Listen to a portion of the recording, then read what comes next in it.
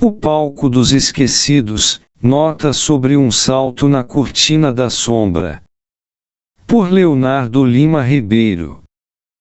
De madrugada, caminho em ritmo irregular. A cada passo dado, segue o acolhimento do vento que acaricia o rosto lacrimoso. Tal afago é um presente gratuito, que circula em torno do corpo enquanto o comércio da civilização dorme. O abraço da noite, arrastada pelos ensaios de tempestade, serve para não enlouquecer. A brisa gélida e as gotas singelas de neblina tocam e escorrem sobre a pálida face. Abraçam a tez angustiada e chamam para dançar os cílios dos olhos semicerrados. O olhar contempla as árvores das praças, erguidas como ponto de respiração dos espaços de concreto. Entre as árvores e os largos pedaços de cimento, os que dormem não têm oportunidade de observar os espectros humanos que se escondem nas ruas. São notívagos quase sem vida, que gaguejam a língua dos seres vivos. Estão assentados entre muros, colunas e ruínas, quando não sob tetos sombrios, para esconderem a pouca energia que lhes resta. Também podem ser encontrados em becos e grandes vias escuras que separam armazéns e galpões, muitos deles banhados pelas lamas que simulam riachos em que apenas os sapos e insetos circulam. Por vezes, o que permite perceber a concretude de suas existências são os fraternos cumprimentos. Meio de pacificação relacional. Surpreendidos pelo andarilho, têm receio de serem mal vistos, têm vergonha de si mesmos. Embora não se vejam como iguais em função das agruras da vida, consigo tocá-los com os olhos enquanto giram a cabeça para baixo. Durante o movimento, é comum procurar em local que sirva de represa da visão a eles direcionada. Humilhados pelos males da história brasileira, lutam não apenas para enterrarem as memórias. Esconder os corpos do olhar dos outros é uma tarefa da qual não conseguem se furtar. Ao arremessar o corpo pelas madrugadas, miro os olhos das maiorias silenciosas, que vivem de comer o que os outros recusam. Com o pouco da lucidez que me resta, as observo e percebo o desconforto sentido em resposta. Caso pudessem, se esconderiam no âmago das próprias sombras, e delas nunca mais sairiam. São as sombras da noite, deitadas, sentadas ou esmagadas pela extensão de postes e prédios opulentos, os quais a elas não pertencem. O sofrimento e desalento são intensamente traumáticos, enquanto o leito é vertido nos espaços de recusa dos outros. As sombras vivas deitam sobre si mesmas, perguntando-se sobre quem assina o nome do solo sobre o qual desmaiam.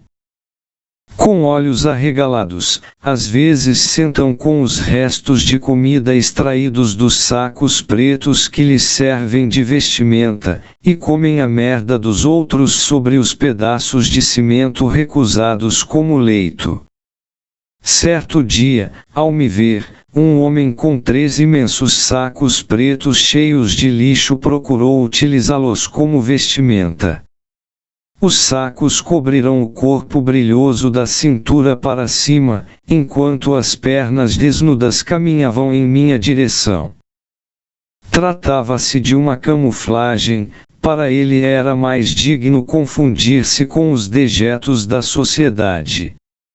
Um paradoxo, era emocionalmente mais viável colocar-se nesta posição do que ser observado por alguém que emergiu de outro planeta em sua frente, objetivando causar transtorno ou embaraço. Alguém que surgiu em sua frente como figura excêntrica, direto dos tempos que remetiam ao fato que lhe fizera encontrar-se naquele estado, tempos advindos de outro planeta, que também era o seu, com o qual o mudo e veloz homem seria obrigado a conviver à distância. Eu não merecia o seu respeito e nem deveria ser a ele fraterno, e era justo que, para ele, assim fosse. O peso de tantas humilhações sofridas demarca a espessura subjetiva da repulsa ao estranho, no caso, eu. Não queria ser humanamente percebido. Seu desejo era o de ser um objeto em movimento pelas pressões do intestino vazio, cuja fome mobilizava as pernas. Descobrimos muitas coisas ao caminharmos de madrugada, na ocasião em que muitos outros estão dormindo porque têm que trabalhar, ou mesmo se entreterem no dia seguinte, à distância do odor dos putrefatos esquecidos. São eles adultos ou crianças normalmente de pele negra, os quais muitas vezes se escondem nos sacos de lixos que carregam. Também são casais ou pessoas sob a guarda dos cachorros de rua que adotam como parentes da desgraça, e que, nessa irmandade do sofrimento, dormem sobre o palco das passarelas que atravessam as grandes avenidas.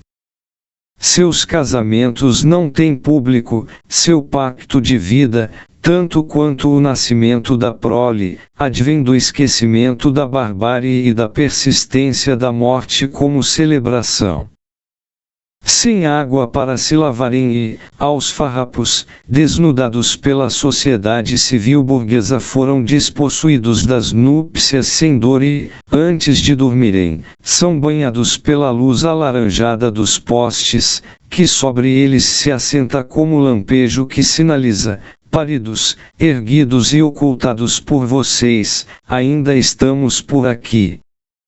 Dissimulada ou abertamente, mesmo que esqueçam ou nos odeiem com a tirania punitiva que imputa a responsabilidade do que somos a nós mesmos, continuamos aqui para lembrar que sua sociedade é a arquiteta do palco dos esquecidos. Sobre ele estamos deitados e a miúde convalescentes, enquanto gargalham e se divertem às custas dos infinitos véus anônimos do sangue coletivo.